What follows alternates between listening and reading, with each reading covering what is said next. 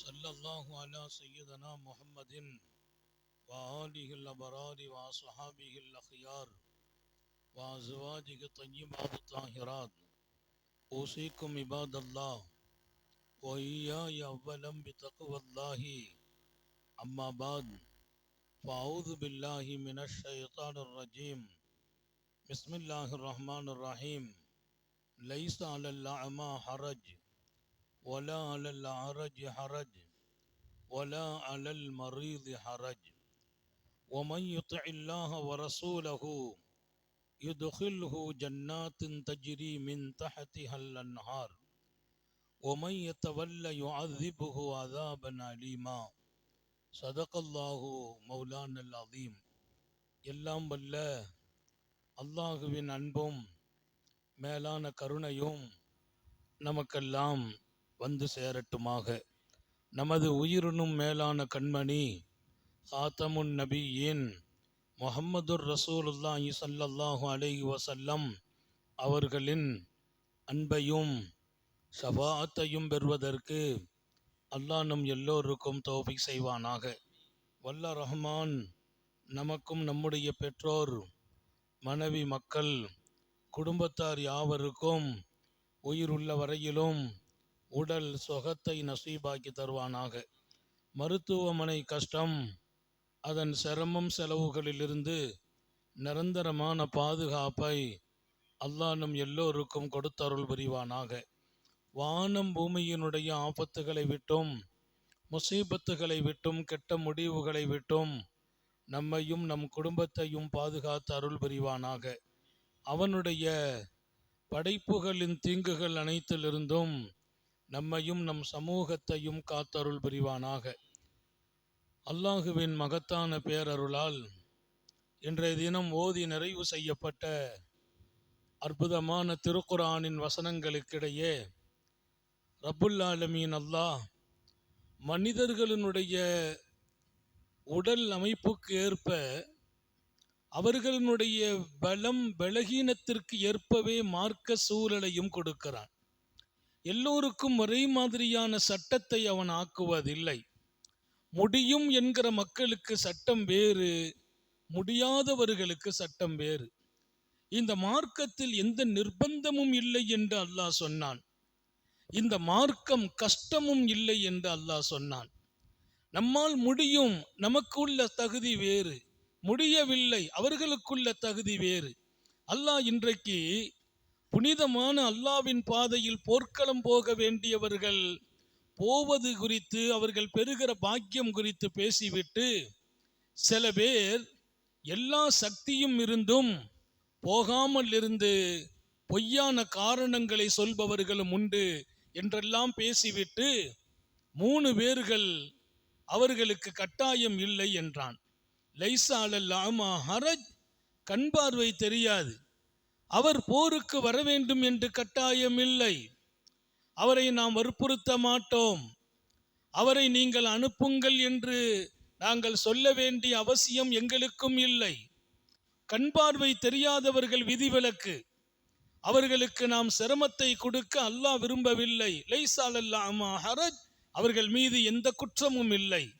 ஒலா அலல் ஆரஜ் ஹரஜ், கால் ஊனமானவர்கள், நடை இல்லை, அவர்கள் தவிழ்ந்து வர வேண்டும் அல்லது ஊனுகோல் பிடித்து வர வேண்டும், அவர்களுக்கும் போர்க்களம் காண வேண்டும் என்ற கட்டாயம் இல்லை. போர்க்களம் வரவில்லை என்றால் பாவமும் குற்றமும் இல்லை. ஒலா அலல் மரீல் ஹரஜ், நோயாளிகளுக்கும் எந்த வகையிலும் குற்றம் இல்லை. உடல்நிலை பாதிக்கப்பட்டு இருக்கிறார்கள், பலகீனமானவர்கள், அவங்க நிச்சயமாக வந்துதான் தீர வேண்டும் என்று அவர்களை நாம் நிர்பந்தப்படுத்த மாட்டோம். அவர்கள் வரவில்லையா, அவர்களுக்கு பாவம் இல்லை என்று அல்லாஹ் இறக்கிய அற்புதமான வசனம்.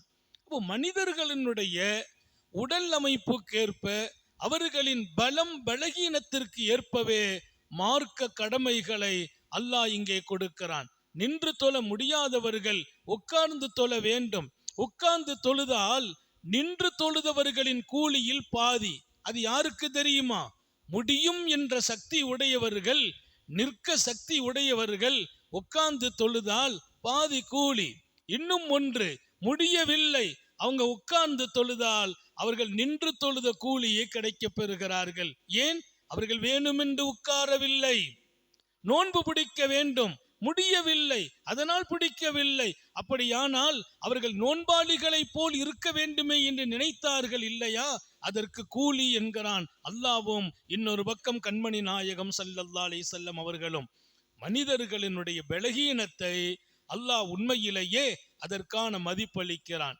அவர்கள் நன்மைகள் செய்யாத போது வேணுமென்று செய்யாமல் இருக்கவில்லை அல்லவா? எனவே அவர்களுக்கு பாவம் இல்லை. ஆனாலும் சஹாபாக்களின் வாழ்க்கையில் மதீனத்து அன்சாரிகளில் தலைவர்களில் ஒருவராக ஒரு ஊனமானவர் இருக்கிறார். அவர் ரொம்ப ஊனமானவர். ஊனம் என்றால் அதிகமான ஊனம். சில பேர் ஊனம் ஓரளவுக்கு நடந்துருவாங்க, சில பேர் ஊனம் கொஞ்சம் தவிழ்ந்து வருவாங்க.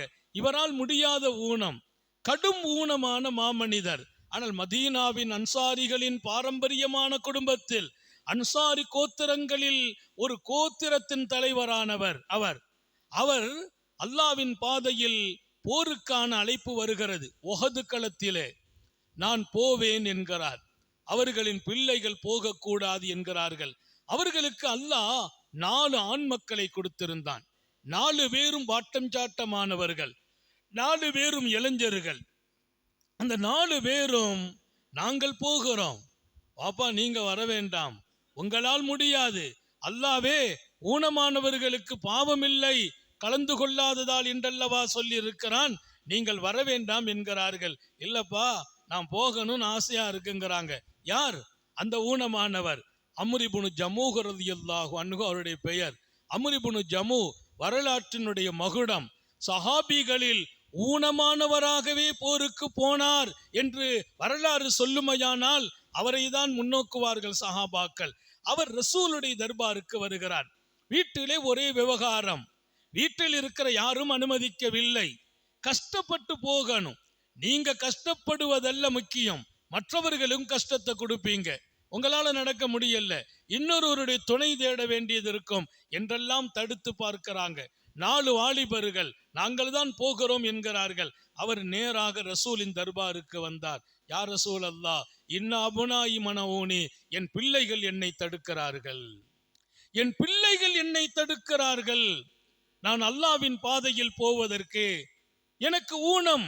ரசூல் சொன்னாங்க, ஆமாப்பா உன்னால முடியாது, நீங்க ஊரில் இருக்கலாமே என்கிறார்கள். அவர் சொன்னார், எனக்கு ஊரில் இருப்பதோ ஊரில் இல்லாமல் இருப்பதோ ரெண்டையும் தாண்டி எனக்கு ஒரு ஆசை இருக்குது.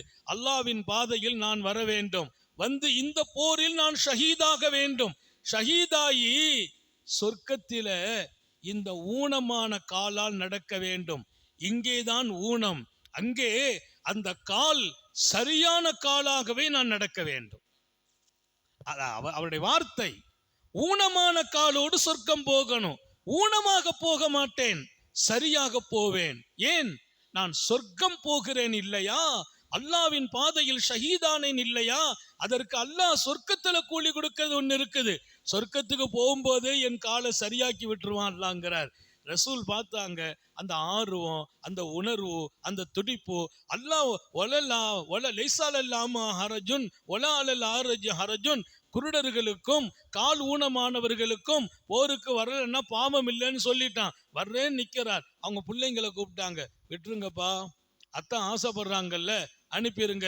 மக்கள் சொல்லிட்டாங்க, பாப்பாக்கு கஷ்டம் தான் யோசிச்சோம், தாங்களே சொன்னா அனுப்பி வைக்கிறோம். வருகிறார் உஹது களம்.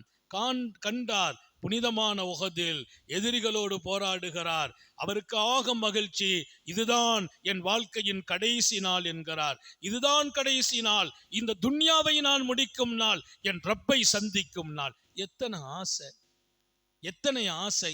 போருக்கு போனவர்கள் அல்லாவின் பாதையில் அன்றைக்கும் இன்றைக்கும் அவர்கள் உயிரை பெருசாலாம் மதிக்கல, அல்லாவை சந்திக்க போறோங்கிற அந்த எண்ணம் உயிரை விட மேலாக இருந்தது. அங்கேதான் அவர்கள் ஜொலிக்கிறார்கள். நான் என் ரப்பை சந்திக்க போகும் நாள் இது, என் உலகத்தின் முடிவு நாள் இது. ஆஹா, சொர்க்கபதி அல்லவா போக போகிறேன் என்று களம் இறங்கினார். அந்த களத்தில் அவர் நினைத்ததை போல் ஷஹீதாகிறார். வல்லல் நபி ஸல்லல்லாஹு அலைஹி வஸல்லம் அவங்க பிள்ளைங்களை கூப்பிட்டாங்க. அத்தாவை போவேண்டான்னு சொன்னீங்களப்பா, அத்தா வந்தாங்க, போயிட்டாங்க, இப்போது நான் அவரை பார்க்கிறேன். எம் ஷி, பெருமானார் சொன்னாங்க, எம் ஷி, அவர் ஊனமான காலால் அழகாக நடந்து சொர்க்கம் போகிறார். இது லைவ் பார்க்கறாங்க. அவர் நடக்கிறார், சரியா நடக்கிறார், ஊனமில்லாமல் நடக்கிறார், சொர்க்கத்தை நோக்கி போகிறார். இதோ என் கண்ணால் பார்க்கிறேன்கிறாங்க ஸல்லல்லாஹு அலைஹி வஸல்லம். இங்கே இருந்து சொர்க்கத்தை பார்க்கிறார்கள். இங்கே இருந்து இங்கே ஷஹீதாயி ஜனாசா இங்கே இருக்கிறது. அவர் பாடி இன்னும் அடக்கமாகவில்லை. இவர் அங்கே நடந்து சொர்க்கம் போகிறார். ஒரு மாபெரிய வாழ்க்கை இந்த வாழ்க்கை. உயிரை பெரிதாக மதிக்கவில்லை, அல்லாவையும் ரசூலையும் பெரிதாக மதித்த பெருமக்கள். ஊனம் அது என் சிரமம் அல்ல, என் சொர்க்கமே இதற்கு கூலியாக கிடைக்குமையானால் அந்த ஊனத்தை தாண்டி நான் சொர்க்கத்தை ஆசிக்கிறேன் என்றார். அவர் குறித்து வரலாறு சொல்லும். இங்கே ஊனமானவர்கள் போருக்கு போக வேண்டியது அவசியம் இல்லை, போகலன்னா குற்றம் இல்லைன்னு இறங்கின வசனத்துக்கு பின்னாலும் அவர் ஊனத்தோடு போர்க்களம் போய் ஷஹீதாயி சொர்க்கம் போனார் என்று அவர் வரலாறு தங்க எழுத்தால் பதிவாகிறது. மனிதர்களில் மாமனிதர்கள் இருக்கிறார்கள், மாண்பாளர்கள் இருக்கிறார்கள், மகத்துவமிக்கவர்கள் இருக்கிறார்கள். அவர்களெல்லாம் அவர்களின் விருப்பத்தின் பேரில் அந்த அந்தஸ்தை அடைகிறார்கள். மொத்தத்தில் அல்லாவின் நாட்டம் கஷ்டம் என்பது சிரமமான மனிதர்களுக்கு நம்ம கொடுக்கறது இல்லைங்கிறான். யாருக்குமே கஷ்டம் இல்லை, முடியாதவங்களுக்கு சலுகை உண்டு என்று அல்லாஹ் அறிவிக்கிறான். எல்லாம் அல்ல அல்லாஹ் சலுகையையும் எடுத்து வாழ தௌஃபீக் செய்வானாக. நமக்கு முடியலன்னு வராம இருந்துடக்கூடாது. முடியல, முடிஞ்ச வரைக்கும் வர பார்க்கணும். தொலை முடியல விட்டுறக்கூடாது, உட்காந்தாச்சு தொலை பார்க்கணும். நோம்பு முடியல விட்டுறக்கூடாது, பிடிச்சு பார்ப்போம், இன்னைக்கு பிடிப்போம், சிரமமா இருந்தா நாளைக்கு யோசிப்போம். அப்படி ஒவ்வொரு கட்டத்திலும் அமல்களிலே ஆக்கம் ஊக்கம், இன்னொரு பக்கம் மகிழ்ச்சி இன்பம் ஈடுபாடு இருக்குமையானால் அல்லாஹ் லேசாக்கி தருகிறான். அப்படி ஒரு உன்னத வாழ்க்கையை நீங்களும் நானும் நமது குடும்பமும் சமூகமும் வாழ தௌஃபீக் செய்வானாக. சோதனைகளில் இருந்து பாதுகாப்பானாக, கெட்ட முடிவுகளில் இருந்து பாதுகாப்பானாக. விடும் மூச்சும் எழும் பேச்சும் அவன் சிந்தனையாக்குவானாக. ஓடும் இரத்தத்திலும் அவன் இஷ்கும் அன்பும் கலந்து ஓடச் செய்வானாக. நாம் பெற்ற பிள்ளைகளை கண்குளிர்ச்சியாக்கி வைப்பானாக. நம்முடைய பிள்ளைகளின் இல்மிலே, ஈமானிலே, அமலிலே, ரிசுகிலே அல்லாஹ் பரக்கத் செய்வானாக. நீண்ட நெடிய நாட்கள் நோய் நொடிகள் இல்லாமல் உடல் ஆரோக்கியத்தோடு மன நிறைவோடு இன்பத்தோடு அல்லாஹுவை நின்று வணங்கி வழிபட்டு வாழும் நசீபையும் பாக்கியத்தையும் எல்லாம் அல்லாஹ் உங்களுக்கும் எனக்கும், நம்மை ஈன்றெடுத்த தாய் தந்தையர்களுக்கும், நமது மனைவி மக்கள் உற்றார் உறவினர் யாவருக்கும் கொடுத்தருள் புரிவானாக. நமது உயிரினும் மேலான கண்மணி ஹாத்தமுன் நபியீன் முஹம்மதுர் ரசூலுல்லாஹி ஸல்லல்லாஹு அலைஹி வஸல்லம் அவர்களை கனவிலும் நனவிலும் கண்டுகளிக்கும் பெரும் பாக்கியத்தை அல்லாஹ் நம் எல்லோருக்கும் கொடுத்தருள் புரிவானாக என்ற நல்ல துஆக்களோடு உங்கள் எல்லோருடைய துஆவை ஆதரவைத்து என் வார்த்தைகளை நிறைவுபடுத்துகிறேன். வாஹிரு தஅவானா அனில் ஹம்துலில்லாஹி ரப்பில் ஆலமீன். அஸ்ஸலாமு அலைக்கும் வரஹ்மத்துல்லாஹி வபரகாத்துஹு.